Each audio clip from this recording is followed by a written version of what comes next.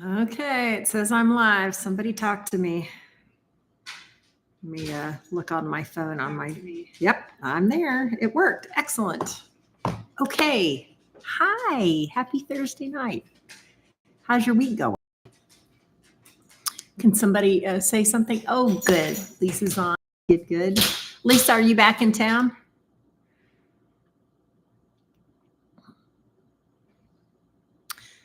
Let's see, your emojis there are a wave and a palm tree, but I don't think you're at a place with waves and palm trees. I could be wrong. Is this a time change? I kind of love it because I love a world where I can be in bed by, well before 8 o'clock, which I have been every night this week, and I intend to be tonight. What about y'all? How are you doing with the time change? Yay, excellent. Oh, I'm sorry. It's been a hard week. At least the weather has cooperated. It's going to get cold on Monday. Hey, Brad. So today is 25 days until I have my other surgery. And so I've been working really hard to get the farm ready and to get my life ready to be out. This is the second time okay, good. You're in North Carolina. This is the second time I'm having the same surgery, but on a different foot.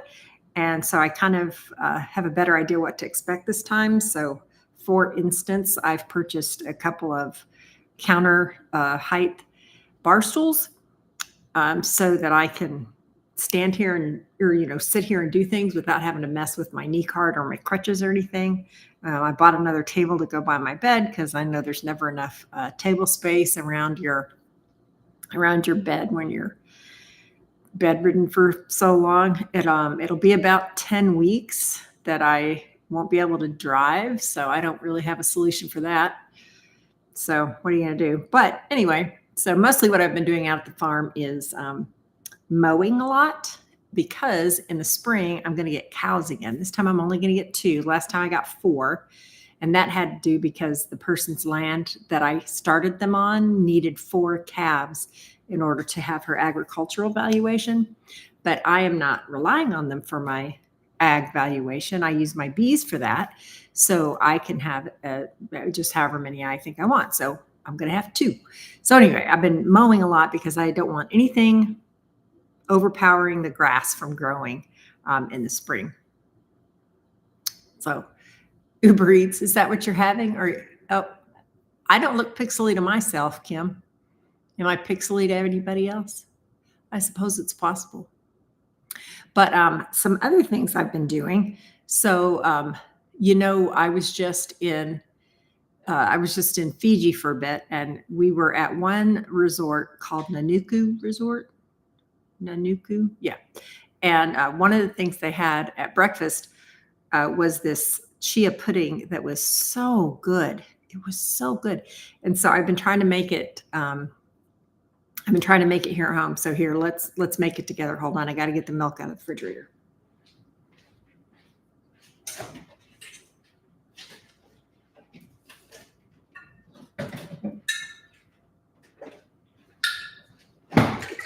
So this is my raw milk from CT Ranch. And so I have to shake it up because, of course, the cream. Oh, Uber Eats because I can't drive. I use DoorDash, but yes, I get the point. But I can't just be eating restaurant food all the time. All right, now let me look up the ratios for chia pudding. I made some the other day, and I'm gonna. Okay, all right. Well, maybe my Wi-Fi isn't stellar tonight. I don't know. Anyway, let's see.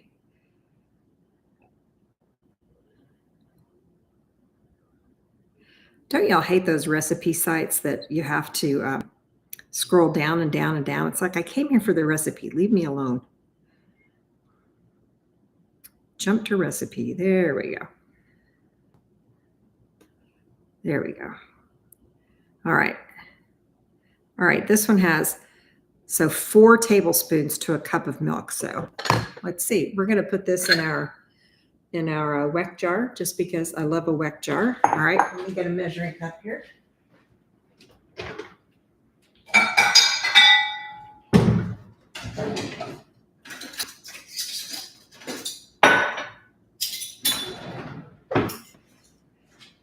The other thing I'm going to do different this time is I'm going to put just a little bit of maple syrup in there. I'm going to move y'all back so you can see the counter better. You can see all the different things I have here for us tonight. All right.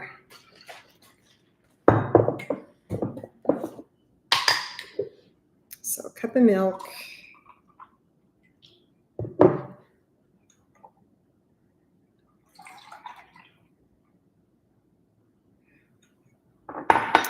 And 4 tablespoons of cheese. So that feels like a lot, but we're going to see.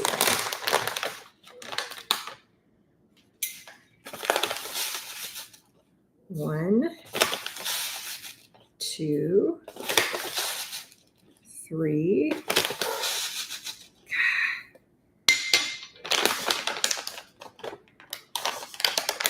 4. And now I'm just going to put in a touch of maple syrup.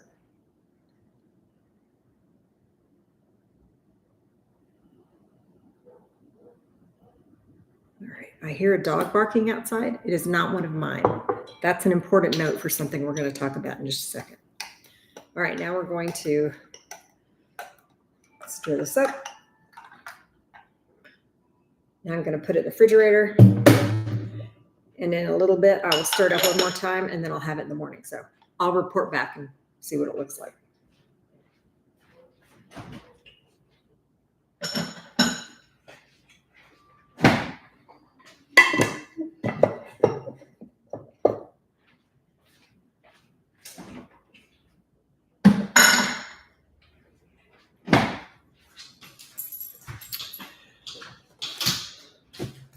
I'll go ahead and say why dogs barking is significant. Looks like one what? Is that a David Dweck jar? Yeah, right. Just Weck, not Dweck, but it is similar. I recently made a purchase for a specific reason, and it turned out to make me very, very happy. What I bought was an outdoor Ring camera, battery operated, and I installed it on my fence in the backyard, and I can see my entire backyard. And the reason I did that is because while we were going on our trip, I kind of saw the winds of change blowing, that there were some people in our neighborhood that were talking about barking dogs in this area of our subdivision. And I do know that I have 3 dogs. Yes, sometimes barks do come from our backyard, but I do not believe that our dogs are a consistent problem. Now, one time while we were gone, there was a possum on the fence. And so, of course, the dogs were going absolutely crazy. And it's just true. It's just true. If we had been here, we could have shut it down. We weren't. So it went on until the dog sitters got here. They were coming twice a day. Anyway, so I wanted to be able to have proof if anyone said anything or anyone tried to say, complain to the city or whatever. I wanted to be able to have proof that my dogs are not a persistent problem. So I bought this Ring camera and I put it in the backyard. And that thing has made me so happy. I love that thing. I sit there at work and I have one whole screen at my desk where I just have the backyard camera up, and I just watch as the dogs go in and out. And it just makes me so happy to be able to see them. And then on an interesting twist, on Wednesday, the day I was at the farm this week, yesterday, Ruthie texted and said, oh, somebody's sweatpants got chewed up. And I had Thena with me, and I was like, who chewed them up? I have Thena with me. She's the one that chews everything up. And she said, check the camera. I was like, oh, yeah, because it gives me a notification anytime there's motion in the backyard. And so I went back and looked, and darn it, if it wasn't her, before we left that morning, she had somehow gotten these sweatpants without me noticing and gone out to the backyard and destroyed them before we ever left. Well, Lisa, there are lots of similarities between your husband and myself. But I don't think that he takes great joy in monitoring the backyard camera, whereas I do. So that is one difference. But anyway, I just love this backyard camera big time. In fact, I keep it monitored so much that I had to actually bring it in and charge it because the battery's running out. I can get a solar panel to keep it charged up, but I haven't done that yet because I wanted to see if I liked it. I didn't want to spend the extra money. So anyway, now I thought we would feed our sourdough starter in case any of y'all needed a refresher on how to feed your sourdough starter. So this is me pouring my main sourdough jar. I'm pouring most of it into my discard jar. So you can see there's not very much left in there at all. It's mostly gone. I will put this back in the refrigerator after we're done here. So I'll put this on here. This is a scale. It's on a kitchen scale. And we're going to set it to grams and set it to 0. Now I'm going to do 100 grams of water.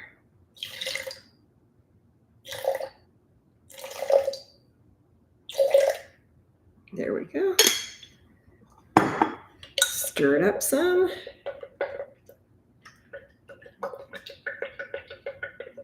Oh, I see I get a text message from a phone number I don't recognize. Let's see here. Oh, no problem. It's just the pest control people coming tomorrow. All right, so now the water's kind of milky. And now I just need to add 100 grams of flour. So let me grab the flour right quick.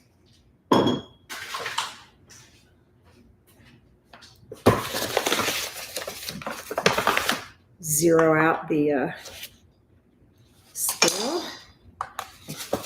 And 100 grams of flour.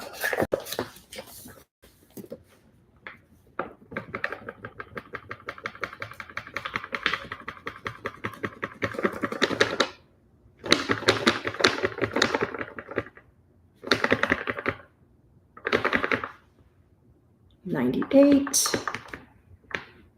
$99, $100. All right.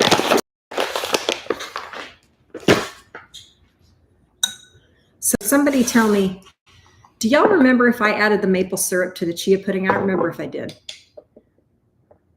Does somebody remember?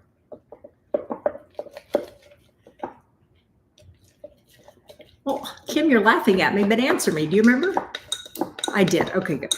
I thought I forgot. Can y'all just watch me as I move through my life and tell me all the things I forgot? All right, so now we're mixing up the sourdough starter until it's pretty smooth. This thing is called a spurtle, and it's awfully handy for mixing up things down in a jar. And now we have fed the sourdough starter. All right, now we're going to go on a little adventure. You're going to come with me.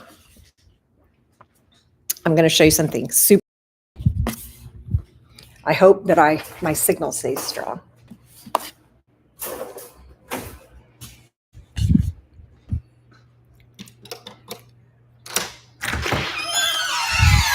Oh my, there's something big on my porch.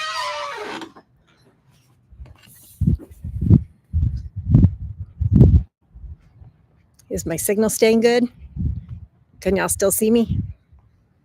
Am I getting pixely?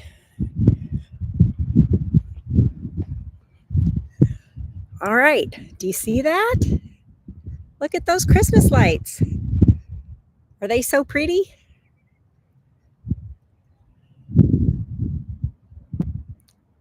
Isn't that the best? Blingle does my Christmas lights. So I just come home one day and my Christmas lights are done. And if I were smart, I would have them put up the permanent lights like that. But so far, it's just the Christmas lights. But anyway, aren't they pretty? So that's what I want to show you.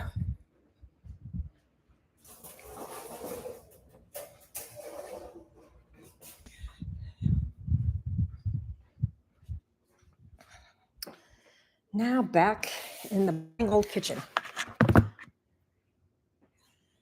So here's another thing I did this week. This is something I had never heard of. It's called fig leaf syrup. You can Google it. Fig leaf syrup. Oh yes, Kim, we'll get to that next. So this syrup it isn't booze, but you could add it to booze. This is a syrup that I made with sugar, water, honey, and actual fig leaves. Like I have 2 fig, we'll call them plants right now. They're trying to be trees out at the farm. And so I cut off 10 leaves from them. And then I added the sugar, the water, and the honey, boiled it, and then put the fig leaves, the big old leaves on here. And it's supposed to have like a caramely, almondy flavor. I'm not sure, but like you're supposed to be able to mix it with sparkling water, and it's supposed to be a nice drink. We'll try it at Life Group on Saturday, and y'all can tell me what you think if you're there. But anyway, there's that. If I like it, I was thinking of making a batch of kombucha that was flavored with fig leaf syrup. So anyway, we'll see. We'll see how that goes. And then the other thing, last week, I got all this jelly done, and I just ordered the right size of label that goes on the smooth part on the front of the jelly jar. And so on Monday, these will all be labeled and they will be up for sale. So if you're looking for any kind of teacher gifts or anything like that, we have the jelly. We also have the fermented honey garlic. We have cinnamon honey. And I was going to also put in a set of 3, the 3 4-ounce jars, one with garlic honey, one with cinnamon honey, and one with regular honey. So then that would be a gift set of 3. So there's that. And we have plenty of honey left. I don't know if you saw it when we were walking outside, but you see that big tank? Still have honey. So if you need honey, I got it. Let's see. Oh, Kim wanted to know about blackberry plants. She texted me right before we started and asked about multiplying blackberry plants. And I told her, save it for the live. So she did. So yes, blackberry plants, you can, they make runners, and you can cut them off and put rooting hormone and stick them. What the most successful that I've ever done is I did a whole bunch, like 30 or 40 of them, put them in a certain rooting hormone. I have tried another one that did not work before, but this certain kind. And then I stuck just a ton of them into one pot, just really close together in one pot. And I kept it, moist for months, like through the winter. And then in the spring, in the early spring, I took it and I kind of worked them all apart, and most of them had made roots. So then I planted them and they are going to make blackberries this coming year. They're very well developed blackberry plants. So yes, you can take cuttings from blackberries with no problem. And some of them will work and some of them won't. I wanted to greatly expand my blackberry production this coming season. And because of my surgery, I decided not to root them. And so I bought 30 blackberry plants, and that was very expensive. So if it weren't for my surgery, I definitely would have been rooting them. But I was trying to simplify my life. But yes, you can root blackberry plants from cuttings. Yep. And you sure can. Come on up, and we'll even get the pot all ready. You can just take the pot ready home with you. No problem at all. I'll show you how to do it. And these are thornless blackberries, and they produce really well. So yeah, you would like them a lot. Let's see, what else did I write down that we should talk about? Here's a book that I haven't started yet, but I'm very excited. If y'all know who Joel Salatin is, he is he's called The Lunatic Farmer. He has written several books, and he just put out another book called Pitchfork Pulpit. Basically, he did what a lot of authors do, where essays that he's written over the years, he took and put them into one book. So I'm super excited to read it. I don't read paper books very often, just because, I fit reading into the nooks and crannies of my life, and when I have a nook or a cranny, I'm not necessarily holding a paper book, but I'm looking forward to reading that. So yeah, so there we go. That is what is going on with me and with the farm. The tomatoes, I'm completely done canning tomatoes. They are out of all of my freezers. My freezers actually have space, which is great. I'm concentrating on using the things that I've frozen. Like I have a ton of frozen broccoli and pumpkin. Oh, the sweet potatoes. I still need to decide what I'm going to do with sweet potatoes. I think I'm going to start driving them around to food pantries. And of course, I need to get that done before Thanksgiving because that's when they're going to want sweet potatoes. So if any of y'all want sweet potatoes, you should come get some before you do that. Yeah. All right. So I have not published a video lately because I was gone for so long. But just today, I finished editing the video about canning tomatoes, and I'm going to upload it after this. Oh, did you? Anyway, I'll upload it tonight. It'll be live in the morning, so be sure and check that out. It's just all about how I canned all those stinking tomatoes. And yeah. You think if there's anything else we need to talk about? I don't think there is. Does anybody else have any questions about anything? Nope. All right. Well, I appreciate y'all spending a few minutes of your Thursday evening with me. I hope you have a great Friday. Yes, Kim started kombucha. She did her first batch today. That's very, very exciting. And kombucha is going to be one of the classes that we do next year. And I need to get dates for all those. I'm a little bit hesitant to actually pick dates for all the classes because I just know as soon as I do, some big trip's going to come up and conflict with the dates. But I have to start somewhere. So anyway, I will get that done. Please check out my classes when I do. But anyway, I will let you go. Thank you so much for joining me. And be sure to check out the tomato video in the morning. All right. Bye, y'all. Thanks.